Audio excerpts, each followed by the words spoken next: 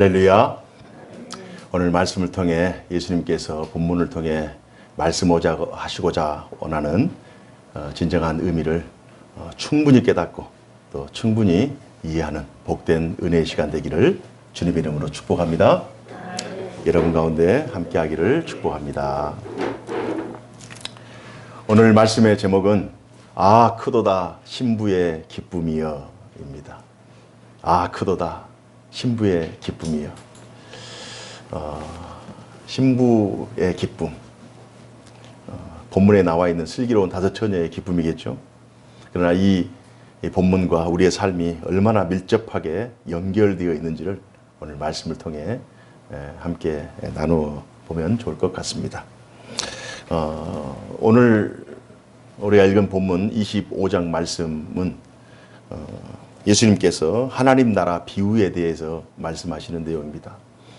오늘 열처녀의 비유, 그리고 달란트 비유, 양과 염소의 비유, 이런 비유들을 통해서 내용은 다양합니다. 그러나 예수님께서 말씀하시고자 원하시는 그 의도는 하나예요, 하나. 다양하게 비유를 통해서 말씀하시지만 예수님께서 그 말씀을 통해 얻고자 하는, 또 전하고자 하며 그 반응을 얻고자 하는 그 반응은 딱 하나입니다. 그것은 지금은 다 섞여 있는 것처럼 보이고 하나인 것처럼 보이지만 그때가 되면, 마지막 때가 되면 둘로 나눠질 것이다. 분리가 될 것이다. 마지막 때에는 알곡과 가라지가 나눠질 것이고 양과 염소가 나눠질 것이고 누구는 데려감을 당하고 누구는 버려짐을 당할 것이다. 지금은 몰라요. 지금은 다 하나인 것 같아요. 지금은 섞여 있는 것 같아요. 그러나 마지막 때가 되면 구별이 된다는 거예요. 예수님께서는 하나님 나라 공동체의 일원이냐 아니면 그렇지 않느냐, 공동체 속에 속해 있느냐 공동체 밖에 있느냐, 이것을 오늘 말씀을 통해 다시 한번 상기시키는 거예요. 유대 사회에서 가족이라고 하는 하나의 공통점, 이 공동체의 일원이 되어 하나가 된다는 것은 굉장히 중요합니다.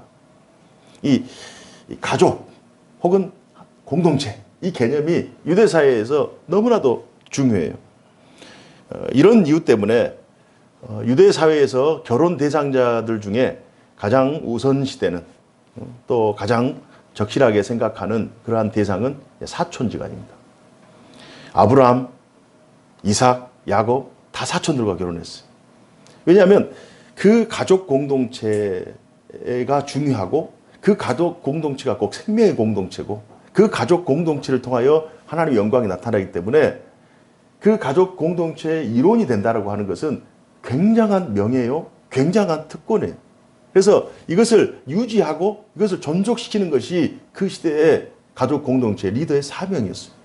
그래서 될 수 있으면 가족 공동체를 보존하고 유지하고 더 확장시키고 성장시키는 것, 이게 굉장히 중요한 일이었어요. 그래서 가족 공동체가 된다는 것, 또 가족 공동체에서 버려진다는 것, 이거 굉장히 큰 의미예요. 그래서 하나님 나라 공동체, 하나님 아버지의 공동체, 이게 굉장히 중요한 내용입니다. 그래서 마지막 때는 지금은 모르는 것 같아요. 마지막 때가 되면 누구는 하나님 공동체 안에 있고 누구는 하나님 공동체 밖에 있고, 안에 있으면 구원을 받을 뿐만 아니라 영원한 생명을 얻지만 밖에 있으면 하나님의 심판을 받을 수밖에 없는. 그래서 오늘 본문이 굉장히 우리에게 주는 의미가 큽니다. 옛날이나 지금이나 오늘 본문에 결혼에 대해서 나와 있잖아요. 결혼은 굉장히 중요한 일입니다. 본문에 나와 있는 열처녀들에게도 아주 일생일대의 중요한 날이었을 거예요. 이 날을 준비하기 위해서 수없이 많은 날들을 준비했을 것입니다. 물론 본인만 준비했겠어요? 가족 전체가 다 준비했겠죠. 또한 신부뿐만 아니라 신랑도 결혼을 준비했을 겁니다. 살 집을 준비하고 살림살이를 준비하고 결혼 신혼생활에 필요한 여러 가지 것들을 준비했을 것입니다. 오늘 본문이 이제 결혼에 관한 내용인데요. 저도 결혼을 한 2020년이니까 21년 전에 하면서 준비하면서 야, 참 이 결혼이라고 하는 것, 신부는 신랑의 그 가족 공동체에 들어오고 또 신랑은 또 신부의 가족 공동체 해서 가족과 가족이 만나서 더 큰 하나의 공동체를 이루잖아요. 그래서 그 날이 너무나도 크니까 평상시에 동네 목욕탕에 늘 갔었는데 결혼식 전날에 구이동에 있는 워커힐이라고 하는 5성급 호텔 사우나를 가가지고 아버지랑 또 저랑 제 남동생이랑 동네 목욕탕에 3배 되는 비용을 지불하고, 그러나 사우나를 즐길지 모르니까 30분 만에 그냥 씻고 그냥 나왔습니다. 그래서 참 그것이 추억으로 남아요. 왜냐하면 그 다음 날이 너무 중요한 날이기 때문에. 결혼은 신부에게도 중요하고 신랑에게도 중요하고 가족에게도 중요하고 정말 중요한 날이에요. 그래서 준비를 해야 돼요. 준비. 한 사람과 한 사람이 만나서 하나의 공동체를 이루잖아요. 가족이라는 공동체. 그리고 또 더 큰 가족 공동체, 처가든지 또 시댁이든지 이런 더 큰 가족의 공동체의 이론이 된다는 것, 이거 굉장히 중요해요. 오늘 본문을 공동체 이론이 된다는 이 차원에서 오늘 본문을 좀 살필 필요가 있어요. 본문의 내용을 잠깐 살펴보면요, 결혼식 당일이 되었어요. 신부들이 신랑을 기다립니다. 그런데 신랑의 도착이 지연돼요. 자꾸 늦어져요. 그래서 신랑을 기다리다 지친 신부들은 졸기도 하고 자기도 합니다. 저녁이 되고 밤이 깊어졌는데 신부들이 신랑을 기다리다가 졸고 자는 것, 이건 어떻게 보면 자연스러운 현상이에요. 나무랄 일이 아닙니다. 우리가 신앙생활 하다가 예수님 오실 때까지 늘 깨어서 준비하고 기다리다가 또는 우리가 자기도 하고 또는 졸기도 하고 이럴 수 있어요. 이걸 나무랄 수는 없어요.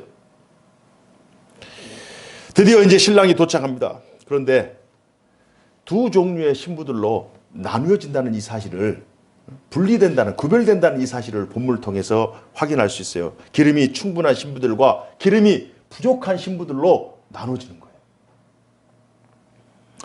기름이 중요한 요소가 됩니다. 그런데 우리가 본문을 가만히 살펴보면요, 기름이, 신랑이 낮에 올지 밤에 올지 모르잖아요. 그러면 누구는 기름을 준비했는데 누구는 기름을 준비하지 못했다? 왜 기름을 준비하지 못했을까? 이런 질문을 해볼 수 있어요. 왜 기름을 준비하지 못했을까? 왜 이렇게 나눠지는 이런 상황을 만드는 것일까? 왜 이런 결과가 나타났을 것인가? 기름은 언제 준비하죠? 기름은 낮에 준비하죠. 물론 신부들이 결혼을 준비하기 위해서 분주하게 여러 가지 것들을 하다 보니 기름을 준비하는 걸 놓쳤을 수도 있어요. 그러나 중요한 것은 밤에 신랑이 올 때 그 신랑을 맞이할 수 있는 것은 기름이 있어야, 등에 기름이 있어야 신랑을 맞이할 수 있는 거예요. 이건 굉장히 중요한 내용이에요. 그래야 만찬에 참여할 수 있는 거예요. 중요한 것은 다 바쁘고 다 분주하고 다 자기 일에 열중하다 보니 다 같이 10명이 다 기름을 준비하지 못했다. 사실 동일한 조건, 동일한 시대, 동일한 환경 속에서 10명이 같이 결혼을 하는데 5은 그 바쁜 와중에도 기름을 준비하는데 5은 기름을 준비하지 못했다? 그러면 어느 한편에 문제가 있는 거예요. 어느 한편에 문제가 있는 거예요. 슬기로운 5 처녀들은 자신들의 등을 매일매일 살폈을 거예요. 혹시나 신랑이 저녁이 오면 환하게 맞이할 준비를 한 것입니다. 그런데 어리석은 처녀들은 어떻게 보면 신랑을 맞이할 준비를 소홀히 한 것입니다. 더 자세히 말하면 매일매일 결혼을 통해 자신이 속할 새로운 공동체의 일원이 되고자 하는 그 간절함과 사모함이 부족한 거예요. 우리가 굉장히 중요하게 생각한 것은요, 1분 1초 우리가 그곳에서 관심을 뗄 수가 없어요. 정말 자기가 소중하다고 생각하는 것은, 정말 가치가 있다고 하는 것은 자신의 모든 것을 포기하면서 희생하면서까지 그것을 지키려고 할 것입니다. 이 어리석은 5 처녀는 이 신랑과 결혼하는 이 결혼, 또 더 나아가서 그 신랑의 공동체의 일원이 된다고 하는 그 사모함, 그 간절함이 부족했던 거예요. 그들은 그들의 낮 시간을 무엇을 위해 썼을까? 지혜로운 다섯 처녀들은 자신들이 여전히 분주하고 또 결혼이라고 하는 큰 일을 앞두고 긴장도 되고 그럼에도 불구하고 저녁에 쓸 것까지 미리 준비하는 이러한 철저한 준비를 합니다. 그러나 어리석은 다섯 처녀들은 그것을 놓쳐버려요. 하지만 가장 중요한 기름을 준비하지 못했기 때문에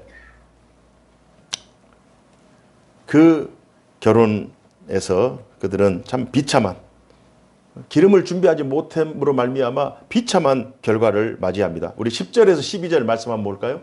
10절에서 12절 말씀 시작. 신랑이 그들이 사러 간 사이에 신랑이 오므로 준비하였던 자들은 함께 혼인잔치에 들어가고 문은 닫힌지라. 그 후에 남은 처녀들이 와서 이르되 주여 주여 우리에게 열어주소서. 대답하여 이르되 진실로 너희에게 이르노니 내가 너희를 알지 못하노라 하였느니라. 뒤늦게 기름을 가지고 그 문을 두드리지만 그 문은 이미 닫혀버렸습니다.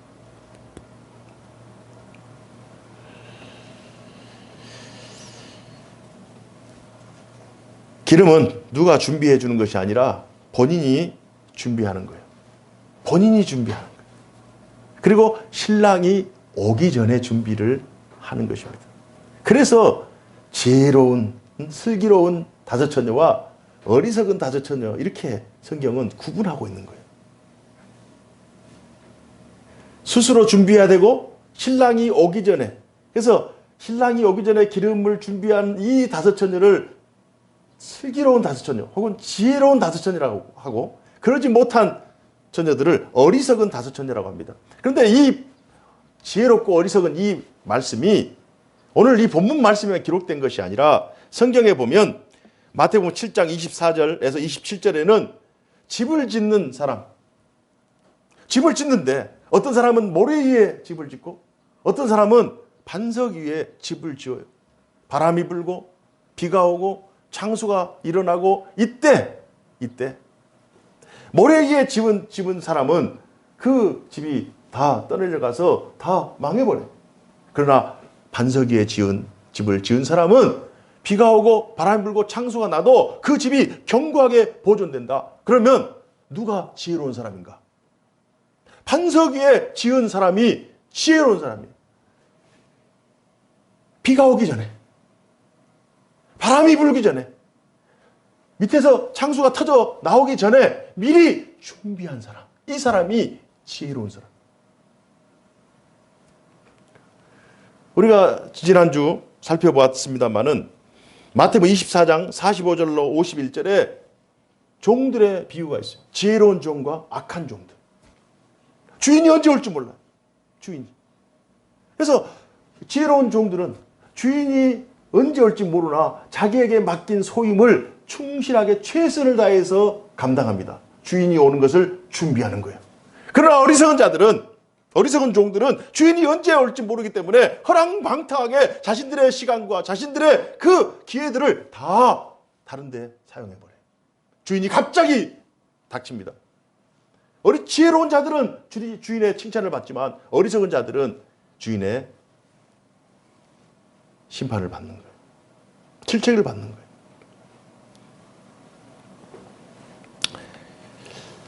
그래서 오늘 본문을 통해 오늘 본문을 조금 더 자세히 묵상하면요, 주님께서 본문을 의도하신 더 엄청난 의미들을 발견할 수가 있습니다. 특별히 오늘을 살아가는 우리 신자들에게 오늘 본문 말씀은 더 의미가 커요. 한번 자세하게 이 본문을 한번 살펴보면요, 오늘날 우리들의 상황은 어떤 상황인가? 이런 질문이 필요합니다. 오늘날 우리들의 상황은 어떤 상황인가? 결혼식은, 본문에 나와 있는 결혼식은 이미 끝났어요. 이미 끝났어요. 예수님과 그 비유를 통해서 이미 결혼식은 끝났어요. 성경 본문에서 이미 결혼식이 끝났고 오늘날 신랑을 맞이할 신부는 누구인가? 예수님 당시의 신부들은 슬기로운 다섯 처녀, 어리석은 다섯 처녀 이렇게 나눠서 결혼식이 끝났어요. 그렇다면 오늘날 신랑을 맞이할 신부는 누구인가? 누구라고 생각하세요? 바로 교회예요. 교회. 오늘날 신랑을 맞이할 신부, 특히 슬기로운 다섯 처녀들은 교회라고요. 교회. 우리는 혼인잔치를 들어가기 위해 기름을 준비할 필요가 있어요? 없어요? 없어요. 우리는 혼인잔치에 들어가기 위해서, 혼인잔치에 참여하기 위해서 기름을 준비할 필요가 없어요. 왜냐? 우리는 이미 혼인잔치에 들어가 있어요. 우리는 이미 우리의 신랑 되신 예수 그리스도, 교회가 신부이기 때문에 우리는 이미 혼인잔치 중이에요. 혼인잔치를 이미 하고 있어요. 우리는 이미 지혜로운 다섯 처녀예요. 슬기로운 다섯 처녀예요. 하나님의 말씀을 듣고 있고, 하나님의 말씀을 행하고 있고, 하나님의 약속을 믿고 있고, 하나님께서 하라 하신 모든 일들을 지금 깨어서 준비하고 있기 때문에 우리는 준비하지 않는 어리석은 다섯 처녀가 아니라, 또 혼인잔치에 들어가기 위해서 무엇을 준비할 그러한 단계가 아니라, 우리는 이미 예수님과, 신랑 되신 예수님과 혼인잔치에 참여하고 있다는 이 사실을 우리가 깨달을 필요가 있습니다. 그러면 말씀이 달리 보이죠. 우리가 뭘 준비해야 되나? 우리는 어리석은 다섯 처녀가 되면 안 되겠다, 이런 두려움이 아니라, 오늘 말씀을 통해 오늘날 교회는 예수님을 신랑으로 삼았잖아요. 여러분 마찬가지잖아요. 예수님을 이 땅에 약속으로 오시는 하나님의 유일한 구주로 영접했잖아요.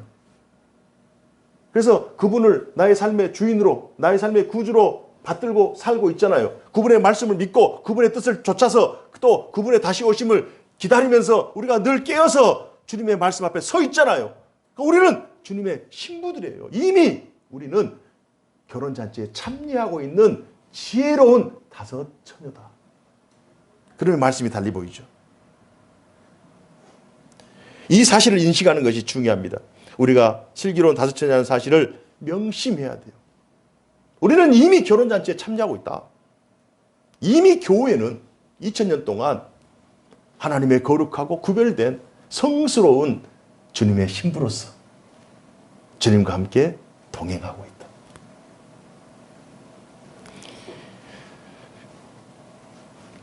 우리가 슬기로운 다섯 처녀의 자리에 서 있고, 그래서 오늘 우리의 고민은 어떻게 하면 혼인잔치에 참여할 것인가 라든지, 어떻게 하면 기름 등불을 드럼통으로 준비할 것인지, 뭐 이런 고민은 우리는 할 필요가 없어요.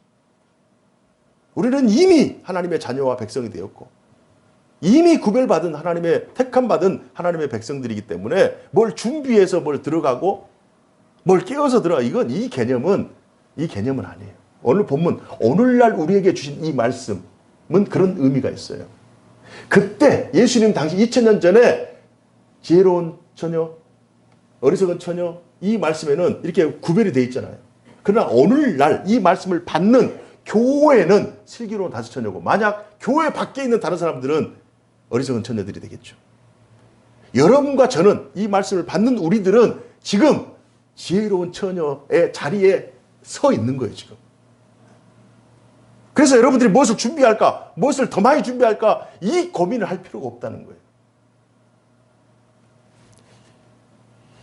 또한 어리석은 신부들에 대한 안타까움이나 슬기로운 신부들에 대한 부러움이 아니라, 우리는 이미 신랑과 함께 혼인잔치에 참여하고 있음에 기뻐하며 감사해야 될 줄로 믿습니다.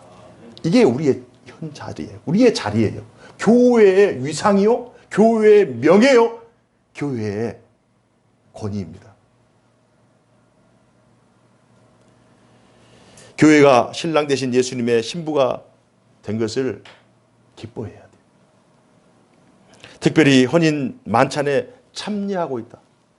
우리가 매주 하나님 앞에 나와서 하나님을 찬양하며, 하나님을 예배하며, 하나님을 높이고, 하나님을 통해서 기뻐하고, 하늘의 영광을 우리가 예배를 통해서 맛보고, 우리가 구원받은 하나님의 백성이라는 이 사실을 예배 공동체, 하나님의 나라 공동체에 모여서 이것을 함께 공유하고 이 자체가 천국 잔치 아닙니까?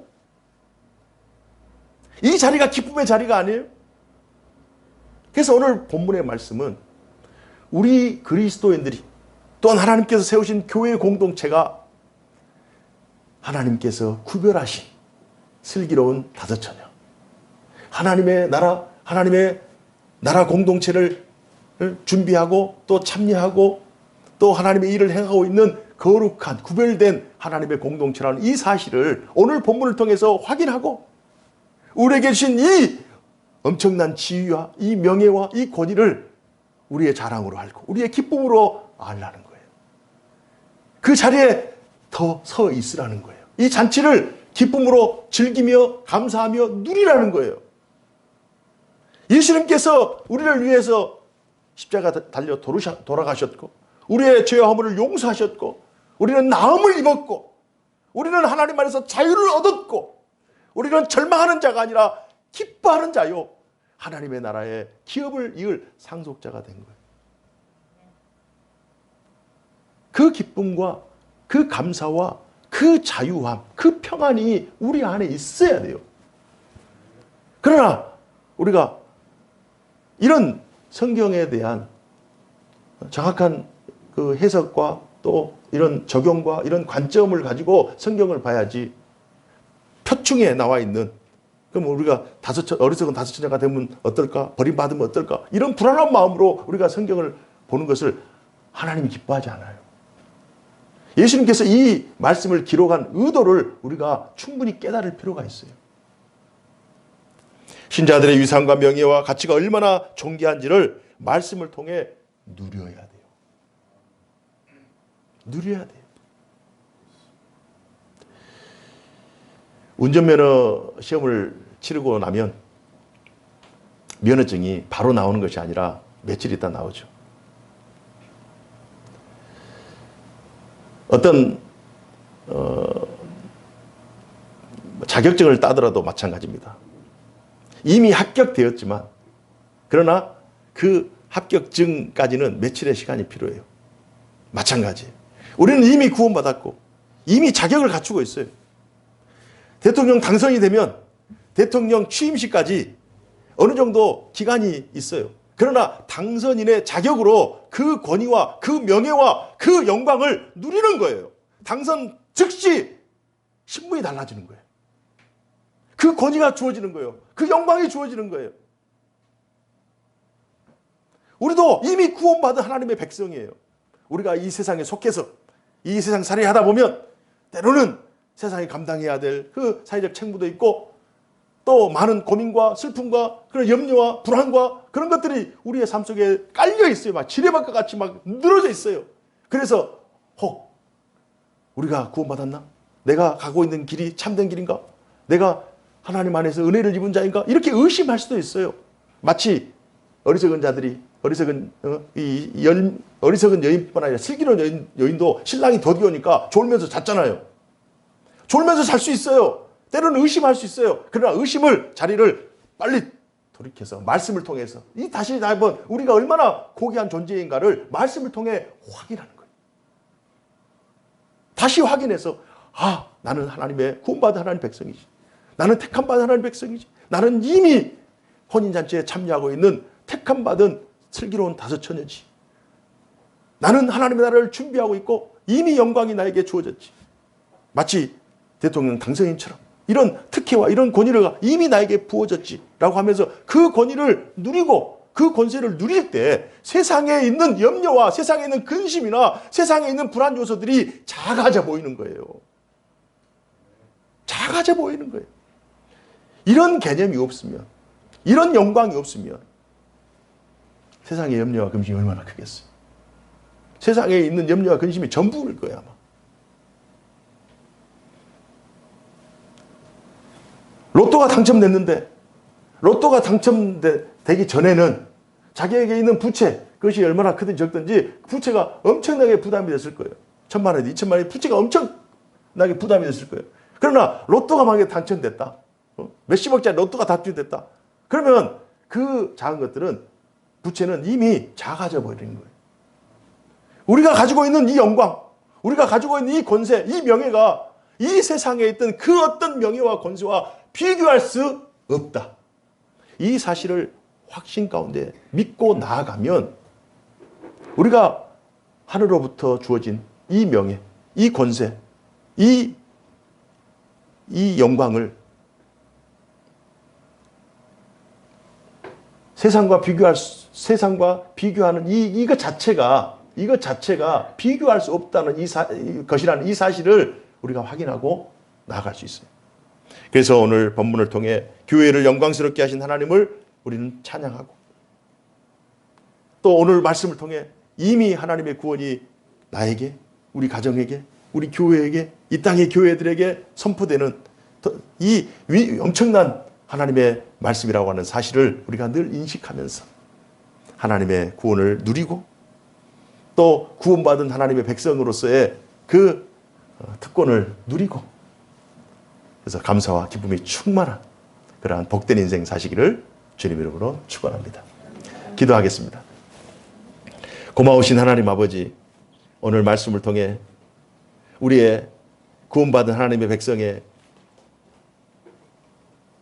존재와 또 우리 신분과 또 우리가 가지고 있는 이 놀라운 복이 얼마나 아름답고 얼마나 귀하고 얼마나 명예스러운 것인가를 우리가 말씀을 통해 확인했습니다. 이미 완성된 하나님의 구원, 이미 확증된 하나님의 구원, 이미 언약으로 확증하신 이 하나님의 놀라우신 구원 사건 앞에 우리가 택함받은 자로서, 우리가 구원받은 자로서, 우리가 슬기로운 다섯처녀와 같은 이런 선택받은 하나님의 백성으로서의 그 권세와 그 기쁨을 누리며 살아갈 수 있는 저희들 되게 하여 주옵소서. 세상의 염려와 근심이 밀려온다 할지라도, 세상 속에서 우리가 유리방황하는 그 어려운 상황 속에 노출된다 할지라도, 우리가 오늘 이 말씀을 붙잡고 우리의 신분과 우리의 존재가 얼마나 귀하고 얼마나 아름다운 것임을 우리가 늘 확신하면서 세상의 모든 염려와 세상의 풍파를 지혜롭게 헤쳐나가는, 당당하게 견뎌내고 이겨내는 우리 모두 되게 하여 주옵소서. 주 예수님 이름으로 기도하옵나이다. 아멘.